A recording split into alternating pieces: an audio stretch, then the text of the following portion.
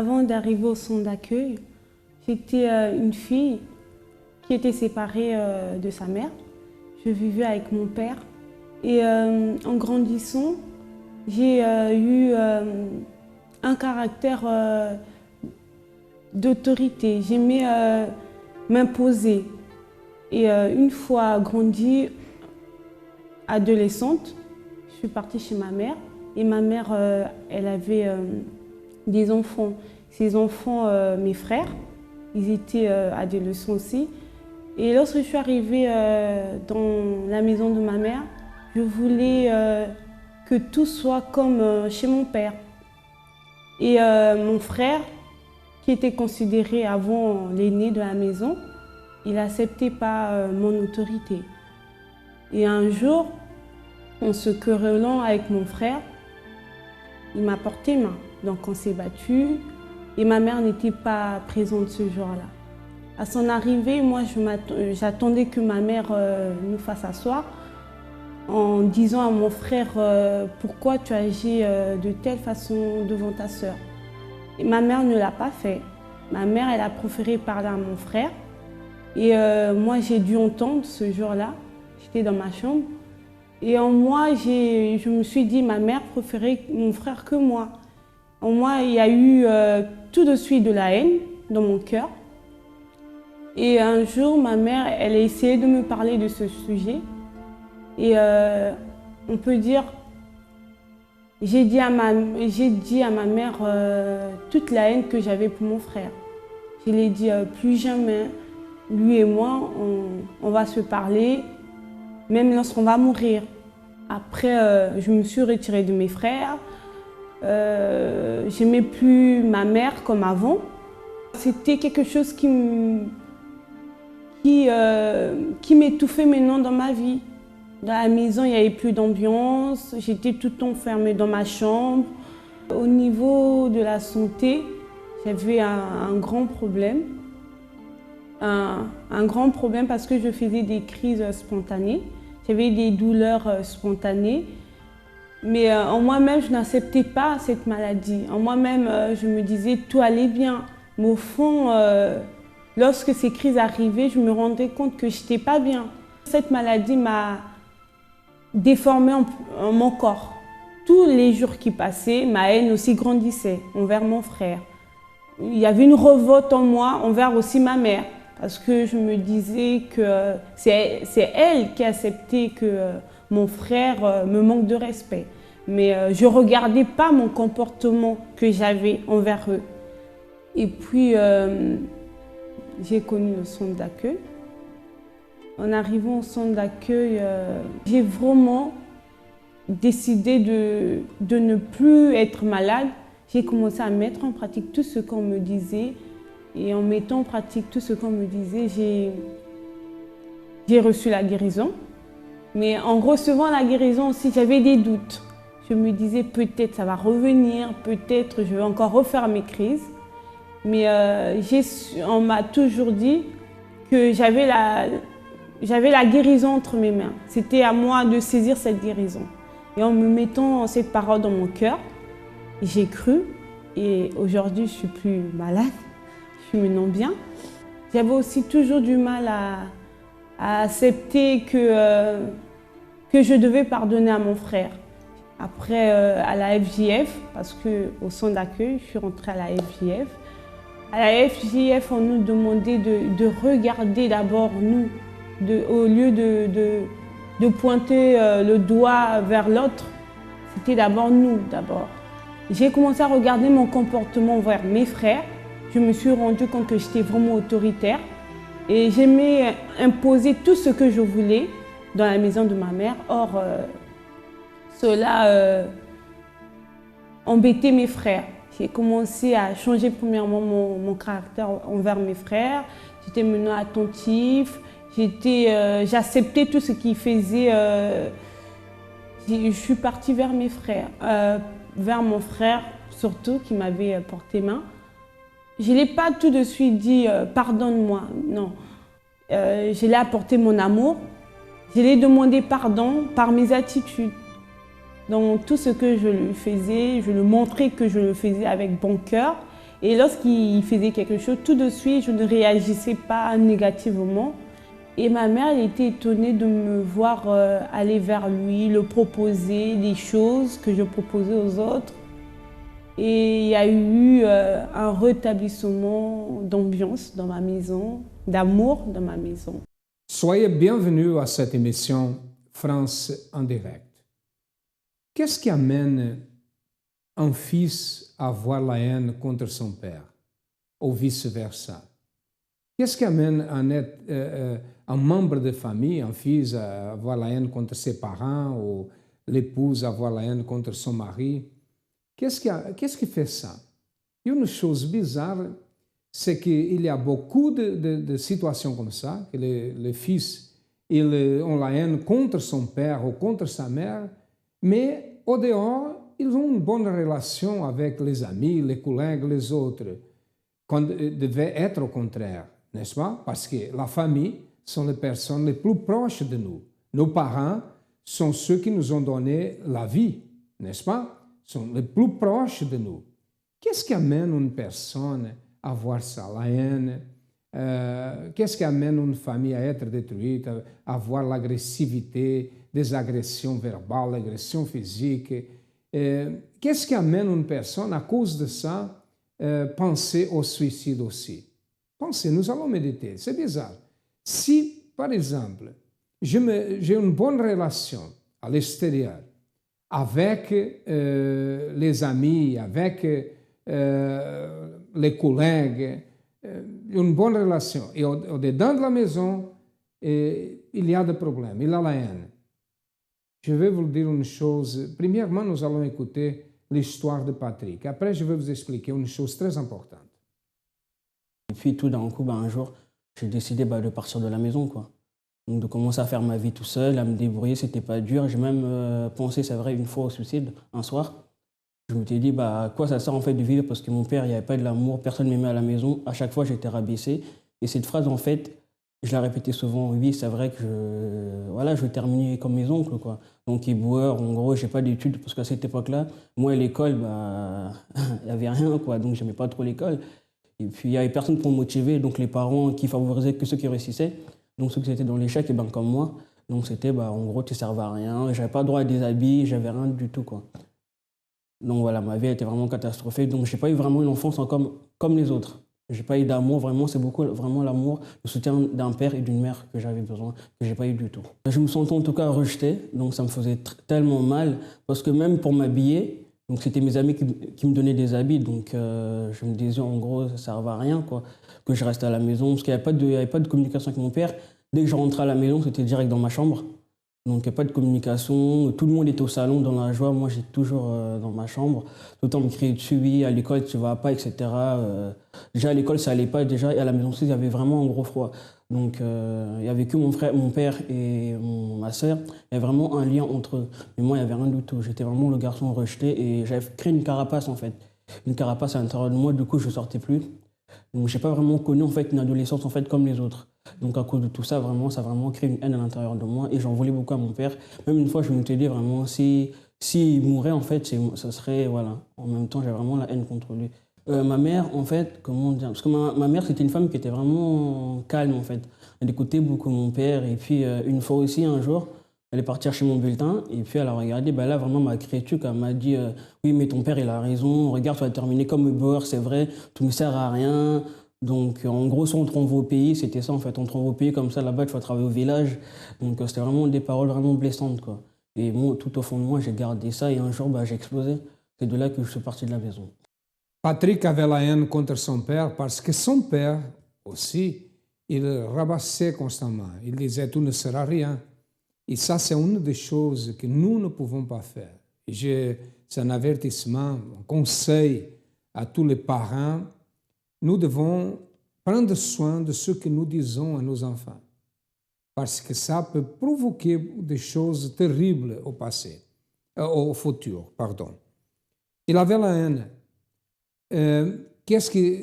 Quoi faire dans une situation comme ça? Pourquoi le problème? C'est vrai que tout cela, c'est un problème d'origine spirituelle. Le problème, c'est d'origine spirituelle, parce qu'il n'a pas de sens Si la relation avec les autres à l'extérieur c'est bonne et dans la maison c'est comme ça. Et la haine au point de désirer la mort de son père. Ça c'est un esprit, ça c'est une force diabolique qui fait ça. Et seulement une thérapie spirituelle peut changer la situation. Un jour, il a été invité à venir au centre d'accueil. Et nous allons savoir qu'est-ce qui s'est passé. Il avait un grand problème, l'envie de suicide, la haine contre son père. Il avait un futur détruit. Un jeune qui grandit comme ça, c'est une personne détruite. Peut-être s'il ne connaissait pas le centre d'accueil, il était mort certainement. Il avait se suicidé. Mais nous allons savoir qu'est-ce qui s'est passé. J'avais une vie de famille complètement détruite. J'ai toujours grandi à l'église.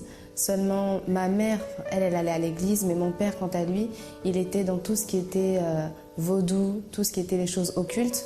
Et il était très violent. Il battait beaucoup ma mère pour un oui, pour un non, et nous aussi avec. Si on faisait la moindre bêtise, on cassait une assiette, on se faisait battre. Donc j'ai grandi comme ça. Ma mère, donc du coup, suite à tous ces coups, elle est devenue handicapée. Elle était paralysée, elle ne pouvait plus marcher, plus bouger. Elle a dû arrêter de travailler. Et au début, il y avait une infirmière qui venait lui donner des soins. Puis les médecins ont vu que son état ne s'arrangeait pas. Donc ils nous ont tout simplement fait comprendre que de toute manière, elle était condamnée. Donc j'ai dû commencer à lui donner moi-même les soins. Et c'est là que j'ai commencé à avoir des pensées un peu de suicide. C'était pas vraiment des pensées de suicide, je me disais que si ma mère mourait, eh bien moi aussi j'allais mourir. Donc j'ai commencé à me dire que je ne dépasserais pas 16 ans, qu'il était sûr qu'avant 16 ans je mourrais, soit parce que moi-même je me tuerais, soit parce que mon père finirait par nous tuer. Mais j'ai commencé à écrire des testaments où je léguais toutes mes affaires à mes petits frères. J'étais très seule, j'avais des camarades à l'école, mais comme je ne pouvais parler à personne de mes problèmes, du coup je gardais tout pour moi. Et je commençais à avoir aussi de l'amertume parce que j'étais obligée d'être un peu parfaite. Il fallait que je m'occupe de mes petits frères, il fallait que je m'occupe de ma mère, que je sois un exemple pour que mon père n'ait pas... Parce qu'il avait beaucoup honte de nous, c'est ce qu'il disait. Donc je voulais lui montrer qu'il n'avait pas à avoir honte.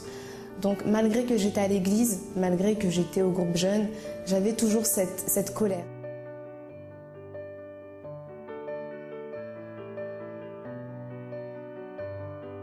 Suite à tout ça, j'ai quitté l'église pendant 2 ans, puisque, comme je l'ai dit, j'avais envie de connaître le monde, j'en avais assez de jouer la fille parfaite alors que je souffrais. Donc, une fois que je suis allée dans le monde, j'ai commencé à faire n'importe quoi, j'ai commencé à boire alors que je ne buvais pas, aller en boîte de nuit, avoir des petits copains. Et donc, quand j'ai vu que tout ça était trop, quand j'ai vu que je m'étais beaucoup trop éloignée de la présence de Dieu, parce que je m'en étais même pas rendu compte, j'ai décidé de revenir. Et mon retour n'a pas été facile, puisque lorsque je suis revenue, je me suis rendu compte que j'avais laissé trop de mauvais sentiments entrer dans mon cœur, que ce soit de la haine, de l'amertume, toutes les blessures, toutes les déceptions. Donc lorsque je suis arrivée, j'ai décidé de faire une campagne d'Israël pour mon cœur, que j'ai réellement sacrifié, ça a été dur, mais je me suis dit, tant que mon cœur, tant que ma vie est assujettie à mes émotions, je n'arriverai pas à avancer. À chaque fois que je voulais venir à l'église, c'était difficile, je me battais, mais il y avait toujours quelque chose qui me disait « mais tu n'as pas le droit de demander à Dieu la victoire, tu n'as pas le droit de demander à Dieu qu'il te bénisse parce que tu es parti ». Et puis il y a eu le pacte avec Dieu, donc j'ai décidé de me lancer. Pour moi, c'était l'opportunité enfin de pouvoir être scellée, d'être collée à Dieu, être unie à lui. J'ai fait ce pacte. Tout de suite après, il y a eu le jeûne de Daniel où je me suis lancée. Pour moi, c'était l'opportunité vraiment de sceller ce pacte, de dire voilà, je t'appartiens, j'ai fait ce que j'ai fait, je suis partie, mais je sais que tu m'as pardonné, il faut que j'apprenne à me pardonner moi aussi. Et grâce à Dieu, aujourd'hui, ma vie, elle a complètement changé. Je n'ai plus aucune rancune, plus aucun mauvais sentiment, tout va bien. Mon père, qui était dans tout ce qui était vaudou, occultisme, aujourd'hui, il a donné sa vie à Dieu et il va se faire baptiser dans les eaux. Ma mère, qui était paralysée, handicapée, qui était condamnée, aujourd'hui elle va bien, elle est guérie, elle est heureuse, elle a la paix véritablement. Mes petits frères, ma sœur, qui étaient tous dépressifs, qui étaient tous en échec scolaire, aujourd'hui ils sont tous dans la présence de Dieu. Donc aujourd'hui nous sommes une famille vraiment bénie et unie. Et même professionnellement, ça va. Aujourd'hui, je suis en train de créer ma société. Donc moi qui ne pensais pas arriver où que ce soit, je ne pensais même pas dépasser 16 ans, comme je l'ai dit. Vraiment, Dieu a béni tous les domaines de ma vie.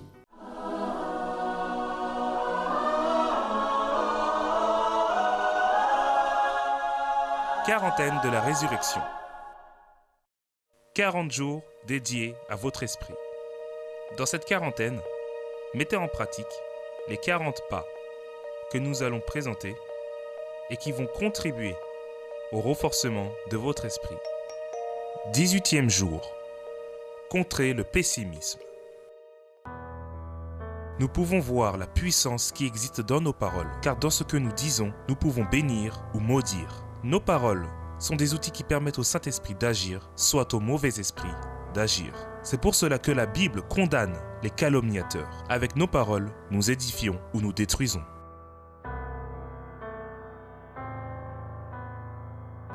L'œil est la lampe du corps.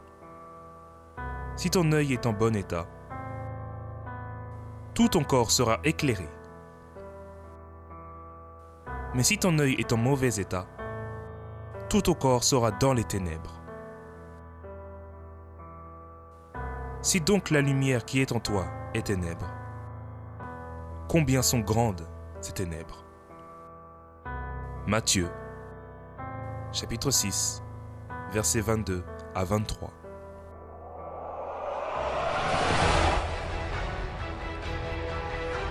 Le 18 avril, vendredi saint, nous serons tous ensemble au centre d'accueil, au pied de la croix de la Victoire.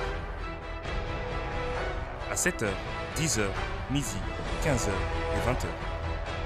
Pour plus d'informations, sur notre ligne amie 24h ou sur centredaccueil.net. Centre d'accueil, nous croyons en vous comme personne.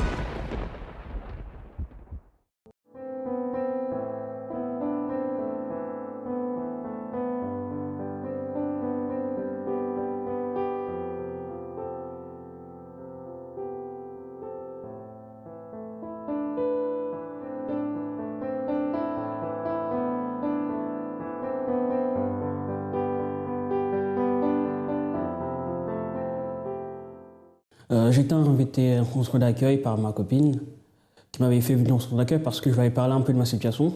Donc elle m'a dit de venir à l'église. Malgré que je fréquentais une église, mais bon, là-bas je ne trouvais pas vraiment... je me sentais en fait pas compris. Donc il n'y avait pas en fait cette communion en fait, entre les responsables. Donc ma copine elle m'a dit de venir à l'église, donc je suis venu. Ce qui m'a étonné beaucoup en fait dans ce centre d'accueil, c'est en fait j'ai été accepté en fait, j'ai été accueilli. Donc comment dire, je me sentais à l'aise parce que j'ai vu en fait de l'amour en fait que j'avais pas eu. Donc j'ai été accueilli par des jeunes parce que comme j'étais beaucoup enfermé, donc des jeunes ils m'ont accueilli. Moi, qui me disaient j'avais pas connu de cinéma, donc j'ai jamais connu de cinéma, j'ai pas connu des sorties entre potes, etc. Donc c'est vraiment au centre d'accueil que j'ai connu ça quoi. Dès mon premier jour, des jeunes ils m'ont accueilli, je m'en souviendrai toujours de ça. J'ai été accueilli par les responsables. Donc déjà c'était la responsable Paola qui m'avait accueilli. Donc, qui m'a encouragé. Donc, c'était pas facile, mais bon, à m'encourager sur les étapes que je devais faire. Donc, déjà me vider moi-même de tout ce qui s'était passé de mon passé. Donc, elle m'a vraiment mis vraiment en confiance. Donc voilà. Et surtout aussi, bon, ma copine aussi qui était là pour moi, elle m'encourageait à aller de l'avant. Donc, elle m'a beaucoup apporté. Beaucoup. Et puis un jour, elle m'a dirigé vers le pasteur aussi, que je pourrais avancer, quoi, que je pouvais oublier ça, mais tout dépendait de moi. Tout dépendait de moi, en fait, de prendre une décision, d'oublier mon passé, de pardonner à mon père, que c'était une chose que je voulais pas parce que je m'étais dit, voilà, il a un peu gâché mon avenir. Parce que je m'en souviens, c'était pour la recherche du Saint-Esprit aussi. Mais moi, pour moi, c'était plus pour mon intérieur, pour vraiment me vider. Et ça m'avait beaucoup aidé. Ça m'a vraiment beaucoup aidé. Parce que j'avais pas l'habitude de jeûner. Et à l'église où j'étais, on n'a pas appris ça, en fait. Je voyais ça souvent dans la Bible, parce que les pasteurs prêchaient, mais le jeûne, vraiment, j'avais pas vraiment pris ça à cœur. Donc là, j'ai vraiment pris ça à cœur parce que c'était un poids lourd que j'avais à l'intérieur de moi. Il fallait que ça sorte. Et puis avec le jeûne de Daniel, avec le temps, et puis avec ceux qui m'entouraient, les responsables, mes amis, le groupe jeune, etc., qui étaient vraiment proches de moi, qui m'ont vraiment aidé en fait dans ce lieu-là avec le jeûne de Daniel. Ça m'a permis de m'ouvrir et de retrouver en fait un goût à la vie, un sourire en fait.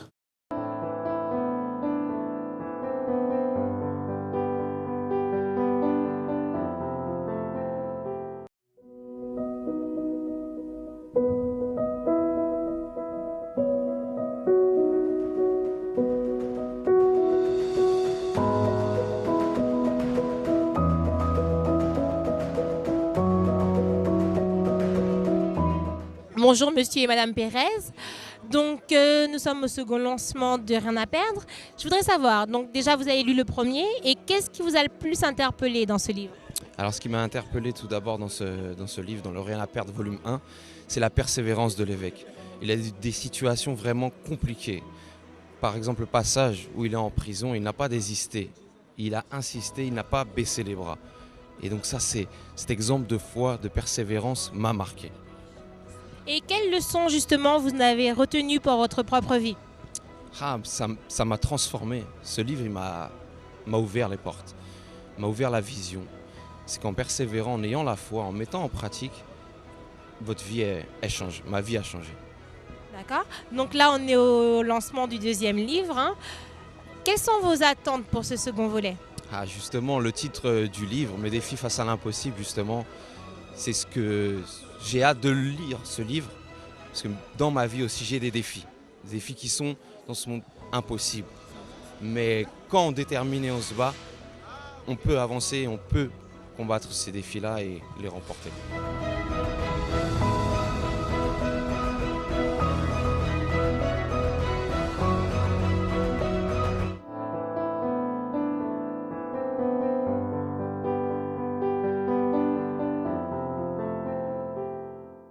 Maintenant, c'est à travers les vœux, les chaînes de prière qu'on m'avait conseillé de faire, qu'aujourd'hui, ma vie a décollé, quoi. Donc, j'ai conquis beaucoup de choses, surtout déjà intérieurement, que je me suis vraiment vidé. Ma famille, maintenant, ça va mieux. Mon père, maintenant, il me fait des câlins. Il me fait des câlins, il me félicite lorsque j'ai réussi quelque chose. Mes examens, mon diplôme, aujourd'hui, je suis diplômé. Donc, voilà, il est fier de moi. Ce jour-là, il m'a fait un gros bisou. Donc la joie est revenue dans la famille. Donc au fur et à mesure, je commence aussi à me libérer moi-même aussi. Donc intérieurement, ça va, mes projets vont de l'avant. Et aussi, il y avait aussi, je voulais préciser, il y avait un propos aussi qui a été fait le lundi, qui a été fait le lundi. Et c'était sur en fait atteindre ses objectifs. Donc moi, j'avais vraiment un objectif bien précis. Donc j'écoutais en même temps ce que le pasteur disait. Donc c'était vraiment atteindre son objectif, avoir une idée vraiment de ce qu'on voulait faire. Et je l'ai vraiment mis en pratique. Aujourd'hui, j'avais mon entretien aujourd'hui pour ce que je voulais vraiment faire, parce que je suis dans le service à la personne. Donc je vais être éducateur.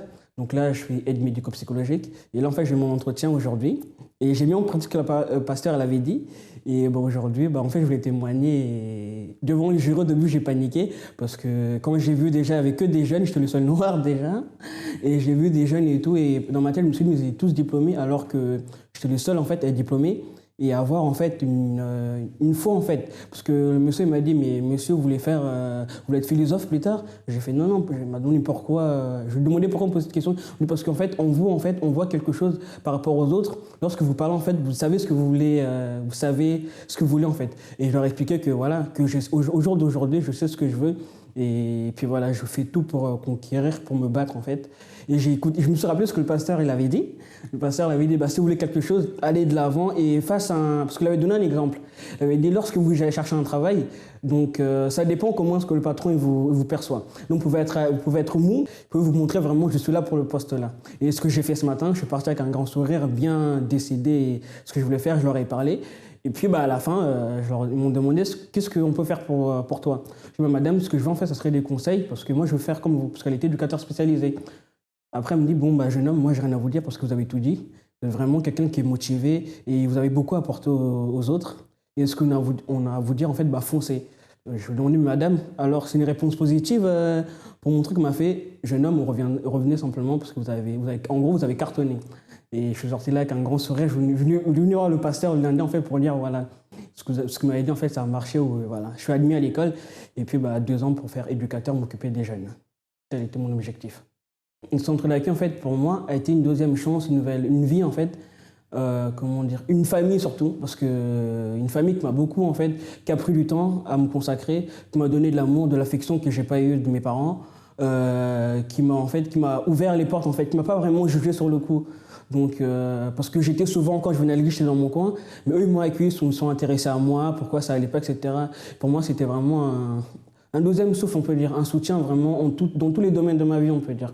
Dans tous les domaines. Aujourd'hui, franchement, je peux dire en gros, déjà merci, je remercie déjà Dieu parce que d'avoir mis une personne sur mon chemin qui m'a guidé en fait dans une église qu'aujourd'hui que j'ai apporté des fruits et que j'espère en fait par la grâce de Dieu apporter aux autres.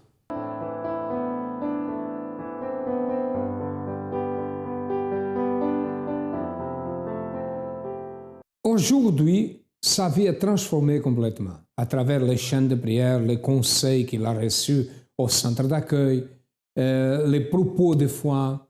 Sa vie a changé complètement. Aujourd'hui, elle est une personne transformée. Il n'a pas la haine contre son père, la famille est unie, tout va bien. Pourquoi? Parce qu'il a été délivré. Il était comme un esclave, comme beaucoup de personnes. Il y a beaucoup de personnes qui ne savent pas, elles sont comme des esclaves des forces spirituelles du mal.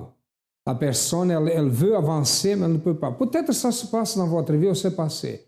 Quand vous luttez, vous arrivez jusqu'à un certain point de votre vie et après, vous n'avancez pas, comme une barrière. Hein? Comme la personne qui est à l'extérieur de la maison, tout va bien avec les collègues. Quand elle arrive à la maison, il y a des problèmes. Il change, la personnalité de la personne change. Vous avez déjà vu dans votre mari ça, dans votre épouse, dans votre fils, des changements de caractère quand la personne arrive à la maison. Ça, c'est un problème d'origine spirituelle et seulement la délivrance peut changer cette situation. Nous avons une opportunité. Maintenant, nous sommes dans la quarantaine de la résurrection. Nous voyons ici quarantaine de la résurrection qui se passe dans tous les centres d'accueil. Exatamente pour que la vie de la famille soit ressuscitée, pour qu'il y ait résurrection dans la santé, résurrection dans la vie professionnelle, dans la vie financière, dans tous les aspects.